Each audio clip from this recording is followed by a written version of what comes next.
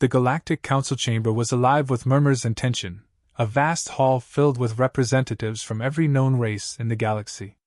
The Krell, standing tall with their armored exoskeletons gleaming, were the center of attention. They stood before the council, presenting their case to enslave humanity. In their cold, calculating minds, the humans were insignificant, primitive creatures with a dangerous tendency toward emotion, yet lacking the raw power to challenge galactic powers. Humans, the Krell ambassador spat, his voice dripping with disdain, are unpredictable and reckless. Their emotional volatility makes them dangerous. They must be controlled, for the safety of the galaxy. The council watched in silence, their members exchanging uneasy glances. Everyone knew of the Krell's ambition, their desire to expand their empire, but few had the strength to challenge them. The Krell were brutal, efficient conquerors. Most species had learned to coexist with them, or at the very least, to stay out of their way. Humanity, though, had become their latest target. To the Krell, humans were merely a species ripe for domination. The council leader, a representative of a neutral race, rose slowly, his eyes piercing through the tension. He spoke with authority, but there was an edge of concern in his voice. The Krell make their case clear. Yet there are others who oppose this. His gaze shifted to the Galactic Delegate who had remained silent until now. The Delegate stood up, his expression solemn. Unlike the Krell, his race valued peace and neutrality. But this wasn't about neutrality anymore, it was about survival. He took a deep breath and began. Many of you do not know humans as well as you think. You see their creativity and emotion as weaknesses. I warn you now, that is a grave mistake. When humans are driven to the edge, they don't just fight. They become something else, something far more dangerous. They go furious. There were chuckles from the Krell side of the room. The ambassador sneered. Fury? Is that supposed to scare us? Their anger is nothing in the face of our military power. The delegate remained unfazed. His voice lowered, becoming almost a whisper, as if sharing a terrible secret. When humans go furious, even the gods come to their aid. The room fell silent. The Krell ambassador's sneer faded, replaced by a puzzled frown. Gods? Myths and superstitions. Your warning is nothing but a fairy tale. The delegate stepped closer, his eyes locking onto the ambassador's. Call it what you want, but the gods of Earth are real. They've slept for millennia, forgotten in the modern age. But when their people are pushed to the brink, they wake. They will stand by humanity. A murmur spread through the council, a mixture of disbelief and curiosity. Gods? The idea seemed absurd, even in a galaxy filled with advanced technology and diverse life forms. But the delegate wasn't joking. His words carried the weight of something ancient, something that defied logic and reason. The Krell ambassador waved a dismissive hand. Enough of this nonsense. The council must decide. But the delegate wasn't finished. You may laugh now. You may believe that your technology, your military, is enough. But once you awaken the fury of humanity, you will not be able to stop it. I have seen it before. The ambassador, growing impatient, slammed his fist on the table. The Krell do not fear stories. We will take what we want, and the humans will submit, as all others have. A hush fell over the chamber as the council leader raised his hand. The final decision was at hand. Despite the delegate's warning, the Krell were confident. Their empire had never fallen. Their conquest was inevitable, and humanity was just the next species in line. With little resistance from the other council members, the vote was cast. The Krell were granted permission to launch their campaign. As the Krell left the chamber, preparing for war, the delegate stood in silence, his eyes heavy with the weight of what was to come. He had done all he could. The council had chosen its path, and now the Krell would face the consequences. Turning to leave, the delegate spoke softly, more to himself than anyone else. You have no idea what you've unleashed. The Krell's attack came swiftly, a brutal display of their technological superiority. Their warships tore through the skies over Earth, casting shadows over cities as plasma beams rained down with deadly precision. Explosions rocked the landscape, leveling buildings, shattering lives. Panic spread like wildfire among the human population. Communication networks faltered, and the world seemed on the verge of collapse. The Krell, watching from their command ships, were certain of victory. They had seen this pattern unfold across countless worlds: overwhelm, crush, dominate. But as the chaos unfolded, humanity did not break. The Krell had underestimated one thing: humans didn't surrender. Not easily. Not without a fight. In underground bunkers, military leaders and strategists gathered, trying to make sense of the onslaught. Earth's defenses were crumbling, but still, they fought back. Makeshift command centers buzzed with activity as generals barked orders, deploying what forces they had left. Fighter jets scrambled into the air, and hastily assembled resistance units began organizing on the ground. The world was burning, but humanity's spirit refused to be extinguished. Among the chaos, something began to stir, something ancient and long forgotten. As human blood was spilled and fury boiled in the hearts of the survivors, the veil between worlds grew thin.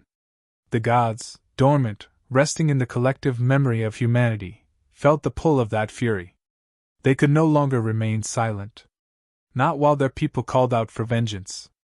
It started as whispers. A murmur in the dark places of the earth, where the old gods had been forgotten. In the minds of the soldiers and leaders, visions appeared, glimpses of towering figures from myth and legend. Zeus with his thunderbolt, Thor with his hammer, Anubis with his gaze of judgment. At first, these visions were dismissed as madness, the product of stress and trauma. But then, the gods made their presence undeniable. In a command bunker deep beneath the ruins of a major city, the air grew thick with an unnatural energy. The lights flickered, and a strange static filled the radios. The generals exchanged uneasy glances. Then, from the shadows, a figure appeared, tall and radiant with power. It was impossible, yet undeniable. Zeus himself stood before them. Humans! His voice thundered, filling the room with a presence so immense it was hard to breathe. Your fury has awakened us. We have been forgotten for too long. But now we rise once more to fight by your side. The room was silent, save for the sound of the static fading. No one dared move. Then, slowly, the realization set in. This wasn't a dream. This wasn't some trick of the mind. The gods had returned. Across the planet, similar encounters unfolded. Thor appeared on a battlefield where a unit of human soldiers had been cornered, his hammer smashing through Krell forces as if they were made of glass. Anubis walked through the smoke of a destroyed city, his presence alone enough to inspire fear and resolve in the hearts of the survivors. The gods were real, and they had chosen to stand with humanity. Word spread quickly through the human ranks. The gods had come to aid them, and with their divine power came a new sense of hope. The humans weren't alone in this fight anymore. But this wasn't just about divine intervention. The gods were not there to save humanity, they were there to fight with them, as equals. The first to realize this were the engineers and scientists working on Earth's remaining defense projects. As they looked upon the gods, they saw not only ancient beings of legend but also a source of untapped potential. The gods possessed raw power, but humanity had technology. And where the two intersected, there was a new kind of weapon waiting to be born. In a secret military lab, Zeus stood among human scientists, his thunderbolt crackling with energy. Harness this, he said, offering the bolt to a wide-eyed technician. We will make something greater than the sum of its parts. Human ingenuity, paired with divine power, created a new kind of warfare. Zeus's thunderbolts powered energy cannons that could pierce through Krell's shields. Thor's hammer-inspired weapons could generate shockwaves that disabled entire fleets. Anubis lent his wisdom to strategies that confounded the Krell's best tacticians. The tide of battle began to turn. The Krell, who had been so confident in their victory, found themselves facing a foe they could not understand. Human soldiers, fueled by the fury of their losses, fought with the strength of gods beside them. Where once the Krell had advanced unopposed, they now faced resistance that seemed impossible to overcome. Their ships, which had seemed invincible, were torn apart by human weapons infused with divine energy. Their soldiers, once ruthless and efficient, faltered as they met human warriors who fought with the ferocity of beings who had nothing left to lose. The Krell commander watched from his flagship, his confidence unraveling. He had expected an easy conquest, but now his forces were in disarray. Reports flooded in of entire battalions wiped out by human-god alliances. The impossible was happening. The gods were real, and they were fighting alongside the humans. Impossible, he muttered, his clawed hand gripping the edge of his command table. This cannot be. But it was. The gods had returned, and the humans, once seen as weak and emotional, had become the most dangerous species in the galaxy. The war was far from over, but the Krell's grip on victory had begun to slip. Humanity, with the gods at their side, was no longer fighting for survival. They were fighting to win. And the Krell, for the first time in their long, brutal history, began to feel fear. The first counterattack came like a storm. Where once the Krell had held dominance, humanity now surged forward with relentless, coordinated strikes. The integration of divine power with human technology had created a new kind of weapon, one the Krell had no defense against. What had been a war of survival quickly became a war of vengeance.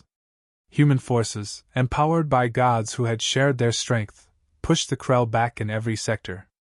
The sky above Earth crackled with thunder and energy as Zeus's bolts powered cannons that tore through Krell ships, slicing through their defenses like paper.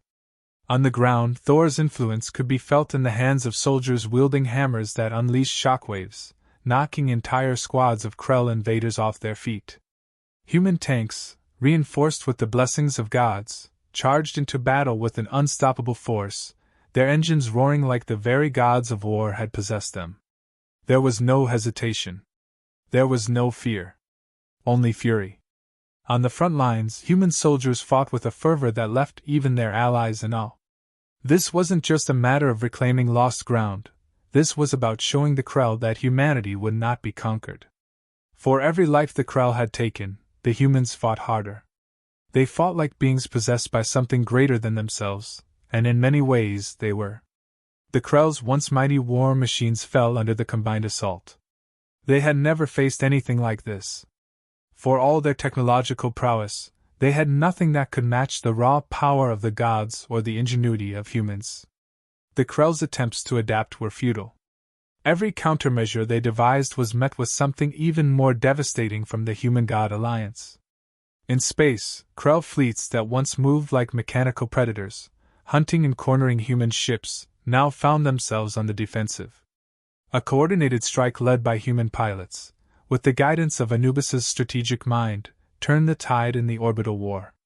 Anubis, a god of the dead, brought with him not just the wisdom of countless battles but a cold, calculated approach to warfare that humans had previously lacked. Under his guidance, human fleets moved with precision, cutting off supply lines, trapping Krell forces in ambushes, and turning their own tactics against them. The Krell's grip on their conquests was slipping. What had once seemed like an inevitable victory was now crumbling before them. Every battle was a reminder of their underestimation. They had expected humanity to be broken by their superior strength. Instead, they faced something far more terrifying: humanity's wrath, magnified by the power of ancient gods. In one decisive battle on the outer colonies, the Krell attempted to regroup. They had fortified their positions, bringing in reinforcements from their core worlds. Their command structure was in disarray, but they were not ready to surrender. They still believed in their superiority, still believed that technology alone would see them through. But then the human forces arrived, led not just by their generals but by gods who had once only existed in myths.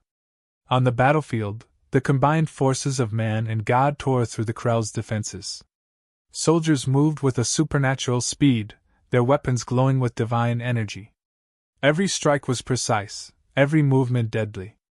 Above, the skies were filled with storms summoned by Zeus, lightning bolts crashing down onto Krell fortifications, blowing apart their most fortified strongholds.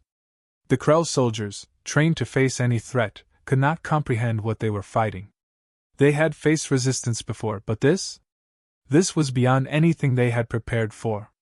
They weren't just fighting humans. They were fighting gods. In the heart of the battlefield, Thor himself waded into combat, his hammer crashing into the Krell ranks with the force of 1,000 storms. Every swing sent shockwaves through the ground, leaving craters in his wake. Krell mechs, towering war machines that had once been unstoppable, were reduced to scrap metal under the might of the gods. At every turn, the Krell's forces were met with overwhelming power. Their fleets in space were being decimated. Their ground forces, no matter how heavily armed, were being pushed back. Desperation began to set in. For the first time in their history, the Krell knew fear. It wasn't just the physical power that terrified them. It was the sheer will of humanity. Every human soldier they faced fought as if they had nothing left to lose, as if they had been pushed to a breaking point beyond what the Krell could understand. The fury of humanity, combined with the godly intervention, created a force that no amount of technology could counter. The Krell commanders, once so certain of their victory, now scrambled to find a way to salvage the situation. But it was too late. The humans were no longer simply fighting to survive, they were fighting to win, and nothing would stop them. Not the Krell's superior numbers, not their advanced technology, not their long history of conquest. With each passing day, the line between human and god grew thinner. The gods, who had once been distant figures of legend, now stood shoulder to shoulder with human soldiers, fighting with them, not as deities, but as equals. The human fighters, empowered by this partnership, reached new heights of skill and ferocity. Their weapons, once simple tools of war, had become instruments of divine power, capable of feats that defied explanation. In one final assault, the Krell's last remaining stronghold was besieged. Human forces, led by Zeus, Thor, and Anubis, stormed the compound. The Krell, cornered and desperate, fought with everything they had. But it wasn't enough. Their defenses, which had once seemed impenetrable, were torn apart. Krell soldiers, once feared across the galaxy, fell one by one. The Krell commander, watching from his control room, realized with a sinking dread that the battle was lost. Humanity had not just survived, they had become something greater. Something unstoppable. The last thing the Krell had ever expected was for humans to rise above their limitations, to become more than just another species to be conquered. And yet here they were. Victorious. The Krell's last stronghold was falling apart. The walls that had once been impenetrable were crumbling under the relentless assault. Inside, the Krell forces were in disarray, their command structure shattered.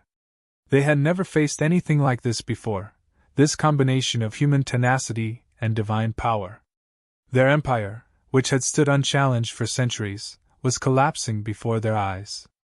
The battle outside raged on, but inside the minds of the humans and gods, something deeper was unfolding. The gods had come to help humanity in its darkest hour, but now, as they stood side by side in battle, it became clear that this alliance had become something more profound. The humans were no longer mere mortals, and the gods no longer distant figures of myth. They were intertwined, their fates and powers merging in ways neither had anticipated. Zeus stood on the battlefield, his thunderbolt still crackling in his hand, watching as human soldiers fought with a fury that matched his own divine wrath. Thor, beside him, nodded in approval. "They fight like gods now," he remarked, a note of admiration in his voice. Zeus did not reply, but the truth of the statement was undeniable. These humans, once viewed as fragile and emotional, had become something else entirely. Their rage, their determination, their refusal to surrender, it was the stuff of legends. It was as if they had ascended beyond the limitations of their species. For the Krell, this new reality was terrifying. They had underestimated humanity, thinking them easy to conquer, but now they saw the truth.